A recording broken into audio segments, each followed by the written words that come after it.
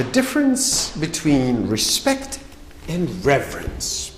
When used as nouns, respect means an attitude of consideration or high regard, whereas reverence means veneration. When used as verbs, respect means to have respect for, whereas reverence means to show reverence to. Example: she is an intellectual giant, and I have great respect for her. We do respect people for their dignity and for their worth. It is truly a good opinion, an honor or admiration, even polite greetings, and when we regard someone as worthy of special consideration. Veneration, this profound awe and respect, often seen in a sacred context or an act of showing respect, such as a bow.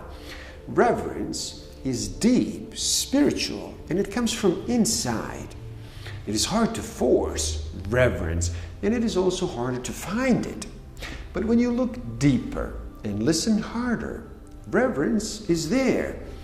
And it's so much broader than respect. Respect is nice, kind, and something you give to strangers, and you're supposed to give to your elders. It is formal, and it is externally motivated by society and by others. Respect is when you esteem someone, their life work, their experience, and what they have to say based on some action or a trait you have observed or believed to be present. You may disagree with that person, but you ultimately value the grounding and the substance of their perspective and believe they represent intellect in issues you care about. Respect can grow from observing a lifetime of work, or it can spark from action or achievement in any given moment in time.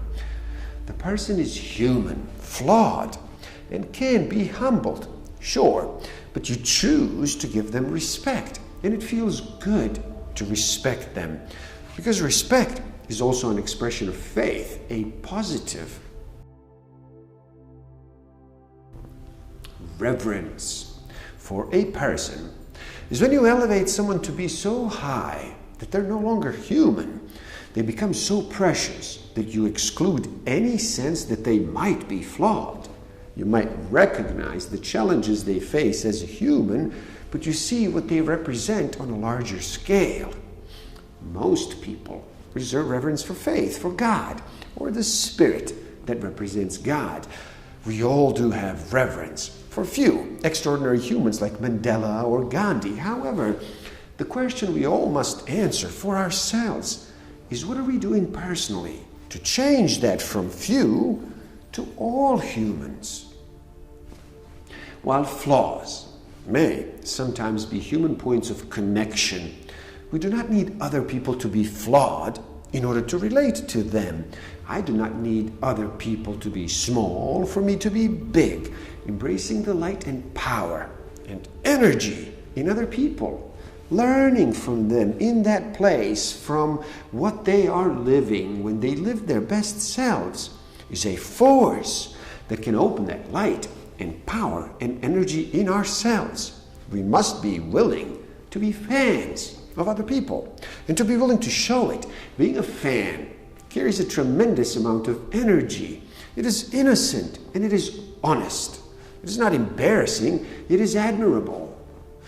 It feels empowering even. We can all relate.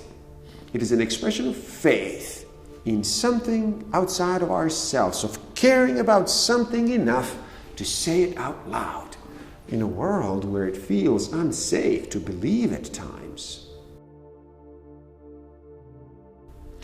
Haven't we been let down by our heroes so many times that we no longer allow ourselves to have them? Has it become too hip to be a self-made person that we are afraid to admire and seek mentors, to learn from experience? Why are we always trying to skip that part? It is an act of courage to believe in another person, it is equally an act of ignorance which stifles growth if we fail to believe in mentors who present themselves to us along our journeys. We don't have to know everything divinely. We don't need to prove to elders that we belong here.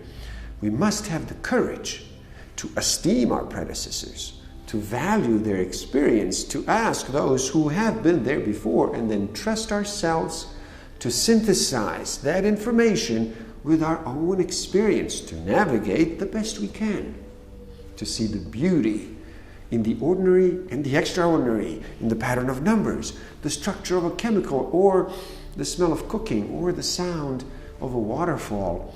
It can be an experience that suddenly intensifies and it becomes something deeper beyond the mundane. This is what reverence is to respect.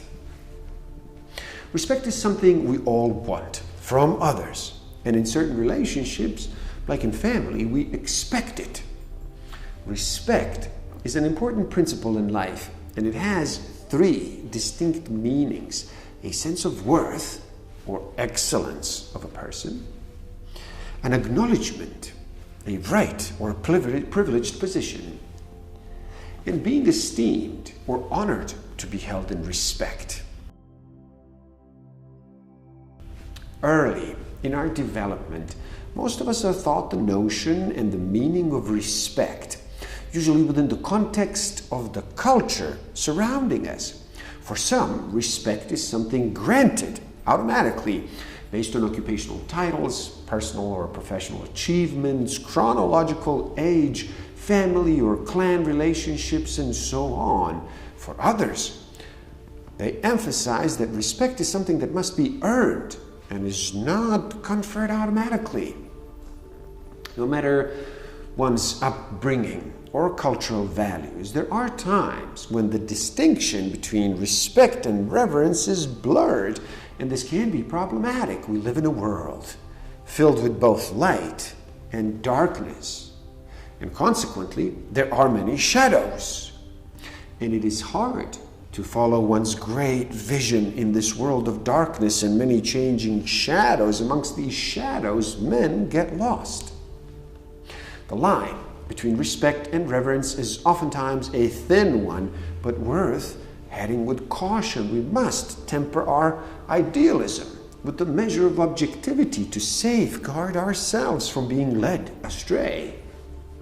During early formative years, we are, to some degree or another, socialized to pass judgment on people, institution, and on things, and in part to determine, is this worthy of focusing our most precious commodity, time, on? And in part allowing us to interact with the societal mores and accepted standards of the larger culture. Consequently, sometimes we are thought to respect certain things reflexively without much further thought or analysis. Depending on perspective, this may or may not be appropriate or even ultimately healthy for our own future development.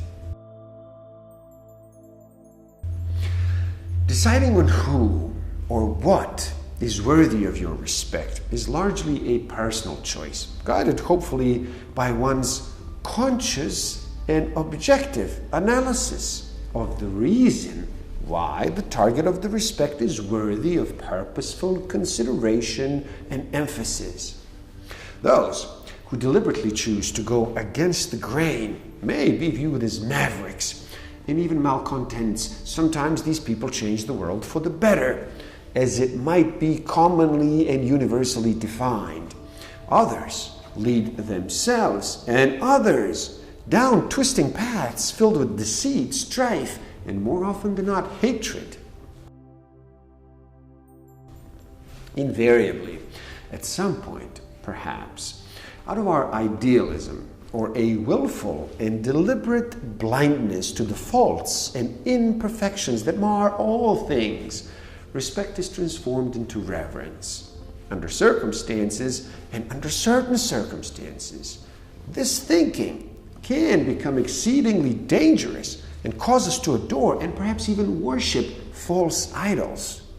While respect is a gift which should be freely given, reverence is sometimes seen as sacrifice of some piece of ourselves upon a higher altar in faith, in trust that all life is worthy of such admiration and emulation by virtue of the good which they return to the world around them through their actions or by the very fact of their existence. Those that shine a beacon of light when the darkness closes in and step forward to be counted without thought of personal reward, much less risk, and those that facilitate and recognize universal interconnectedness which binds all living things.